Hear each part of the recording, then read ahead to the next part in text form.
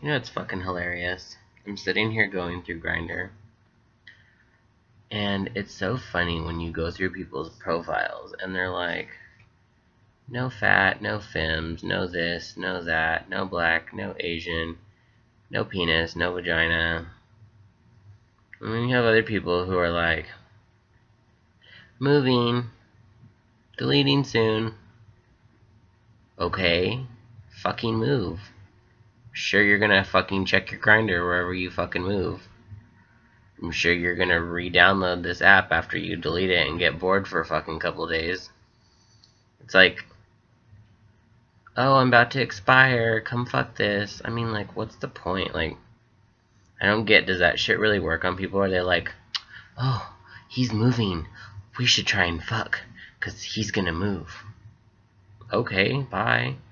Another bitch will fill your place. Like, I'm sure someone new gets a Grindr every single day, so it's like, big fucking deal. I don't know, I've been doing this shit for like 8 years. I didn't start on Grindr, I started on Adam for Adam. And this shit never changes. It's the same fucking people. Just a new generation. They say the same shit. They put the same shit in their profiles. They have the same kind of pictures. If it's a mouth, they want oral. If it's feet, they have a fetish. If it's just their butt, they want to get fucked. If it's a crotch, they just want to fuck. I mean, there's just like so many... I don't even know. It's like, it's not even like a stereotype. It's like this unspoken language, like when it comes to like hookups and hookup sites and shit like this. Just fucking weird. Some of these people, like, they just write like, big dick, fuck me, rape me. Someone messaged me tonight and said, do you have a dog or a horse I can fuck? Or that can... What were his words? It was fucking weird. Do you know anyone with a horse or dog to fuck me? No, sorry, I don't. I just said, do I look like the kind of person that would know something like that? And then you have people who write random weird shit sometimes. They're like, rape me. Why would you want someone to rape you? And it's not rape if you ask someone to do it. Hello? So people don't seem to understand. If you're... Okay, here's my thing. And this was explained in a movie, which was kind of funny to me. His girlfriend in the movie was into, like, that rape scenario. She wanted him to rape her. And she asked him to. And he really had an issue with it. And he told his friend one day, he was like, my girlfriend, she wants me to rape her, but I don't feel comfortable doing that. And his friend was like, well, it's never going to be rape because she asked you to do it. That's fucking true. You wouldn't get the real experience of being raped if it's by someone that you asked to do it to you. You know what I mean? I don't think rape is planned by the victim at all. A true traditional what people call rape, you don't go out looking for it. It just ends up happening, and you know, sucks. I've been raped. It wasn't fun. I mean, it wasn't like a movie scene where like I was getting my ass whooped and like black eye and getting punched and like things like that. I mean, I wasn't really fighting this person. But, I mean, rape is anything that you don't want to happen, and you've clearly stated that, you know, like, if someone's trying to force themselves upon you, and you tell them to stop, you tell them no, you do not want this, anything like that, and they continue to do it, that's rape. It doesn't have to be like what you see in the movies where someone's getting, like, you know, hit and punched and smacked around and pants getting ripped off. I mean, it's not always aggressive, you know what I mean? I mean, usually that aggression usually comes from the person that they're dealing with is fighting them. So, I mean, I think in that scenario, Maybe she just liked the idea of rough sex, which, I mean, rough sex is cool, but that's kind of where you have to clarify things, and I don't know. I don't even know why we got off on that subject. It's just, oh, because people on fucking Grindr, they're fucking weird. Just, you know, I mean, I'm not saying that I'm not weird because I'm on Grindr too. I'm just saying that when you, like, read over profiles and what people write and shit, it makes you, like, really question the fucking world that we're living in now. Like, it's kind of scary. People are scary. You know, there's crazies out there. You just have to be careful. You know.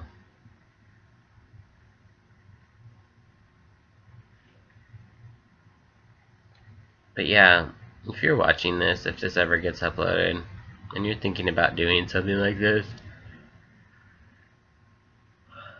that's okay if you just want to have sex. I mean, if that's really all you want to do, that's fine. But, you know, you attract what you put out there.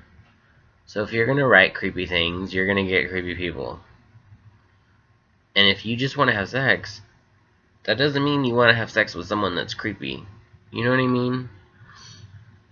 You know, I've had people that disagree with my method of when I meet someone, what I kind of require as far as, like,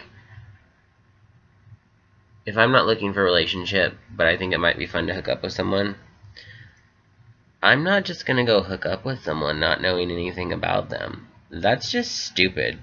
That's like getting in a car with a stranger.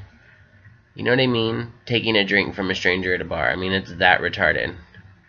So, why would you just go and meet up with someone that you don't know and you've exchanged 3 or 4 sentences over? That's how bitches get stabbed and shit. So for me, I kind of put people through a test in a sense. I kind of talk to them for a little bit. Not like 3 sentences and then an address. Like, I kind of feel you out. I kind of feel if you're, like, A, mentally stable, B, super clingy or not, C, if you're all there. Because some people look pretty normal, and then you meet them and you're just kind of like, whoa, I don't know if I really want to fuck with you, because, you know, especially if all you're looking for is sex. What if you go fuck somebody that you don't know because you just wanted to have sex, and they end up being a stalker, and that turns aggressive, and this person's like really fucking with you? You know what I mean? That was just unnecessary. If you would have just talked to him for a little bit longer, you probably would have seen the signs, and then you wouldn't even be in that situation. And that's my thing. Like, you know, it's real easy for someone to be like, well, I don't want to get attached. There's no fucking attachment. It's called safety in fucking numbers. It's called safety for yourself and protecting yourself. There's more to safe sex than just a condom. You know? You need to take care of yourself, and you need to not put yourself in situations where shit can happen to you. That means that if you get the vibe or that gut instinct that something's not right, something's not right. And you need to listen to that gut instinct. Because that's what it's for. It's kind of that still small voice. Whatever you want to call it. Whenever your body is kind of trying to tell you this doesn't feel good, this doesn't feel right, it's exactly what's wrong. And you need to listen to it. You know, all it's going to really take is one national murder because of a hookup site. Kind of like the Craigslist killer. But, you know, let's, God forbid, some gay guy is murdered on Grindr and it becomes national news. That's when people will start kind of tweaking what they do. So it's gonna take someone dying for y'all to just be more safe. You can still not talk to that person ever again and never see them again if that's really what you want. But you should at least get to know somebody a little bit before you just put your ass in the air for them or stick it in someone. You know, what if you go stick it in someone who's never been with anyone, tells you they have, you take their virginity, and then they're just clingy as fuck on you. Never leave you alone, shit like that. And all you had to do was just kind of poke around before you met up and found out that, you know, they weren't who they appeared to be. People can only hide their true colors for so long. It's really not difficult to see someone's true intentions and motives if you know what to look for and you know what to ask. You know, I usually try and find out if, one, the person has a sense of humor, because a sense of humor makes a big difference when it comes to fucking around. Because the thing is that someone who's really serious and can't even laugh at a little joke, those could be signs of being a sociopath, of being aggressive. Not always, but they can be.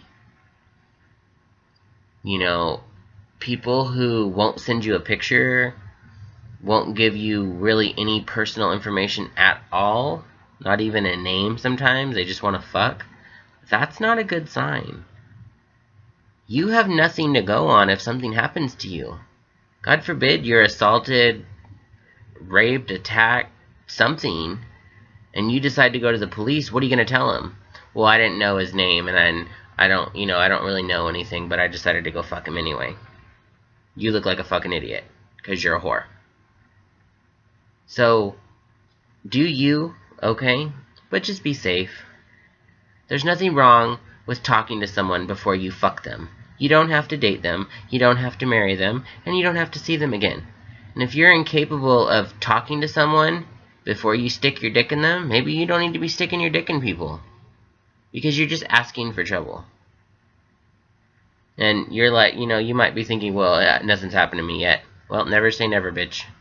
Because shit happens. All the fucking time. You know, the good thing about people that are paranoid and think the worst of everything is they're prepared for almost everything. And people who don't give two fucks and two cares really don't know what to do when shit goes down. Because they don't care enough to worry about potential problems. We don't live in that kind of world where that kind of shit just doesn't happen. Oh, no. People don't get killed. People don't get murdered. That's a stupid mindset to have. This world is not like, you know, 1950s Leave It to Beaver families, okay? We're not like that anymore. There's people that try and grab gay guys just to kick their ass. You know, they'll get you all hopped up, and want you to meet them somewhere, and then you go there and your ass gets jumped by 8 fucking dudes. That was fun. Bet you didn't think that was gonna happen. Yeah, bet your ass hurts now, huh? Got the fuck beat out of it. All because you didn't want to do a little bit of investigating before you stuck your dick in something, because you thought you'd get feelings. Honey, if you get feelings that easily, then maybe you don't need to be having sex with people. Because it's not hard as a guy to not get feelings for someone. You don't ask those kind of questions. You don't ask like intimate questions. You ask safety questions. Don't ask about their family, their pets, their fucking personal life and shit like that. You could ask about where they work. That kind of gives you an idea of what kind of person they are. Because, you know, for example, someone that works in retail, maybe they've been in retail for a while, they probably have patience, because it takes a lot of fucking patience. You know, someone that's in the medical field is going to be a little bit more caring. There's just little things you can look at that can protect you. And there's nothing wrong with getting a little bit of a pre-interview before you fuck somebody. I mean, God forbid, you don't just go fuck somebody that you've never met before and catch something and then know nothing. It's called being irresponsible. If you want to be irresponsible, then you're going to deal with the backlash of being irresponsible. Boom.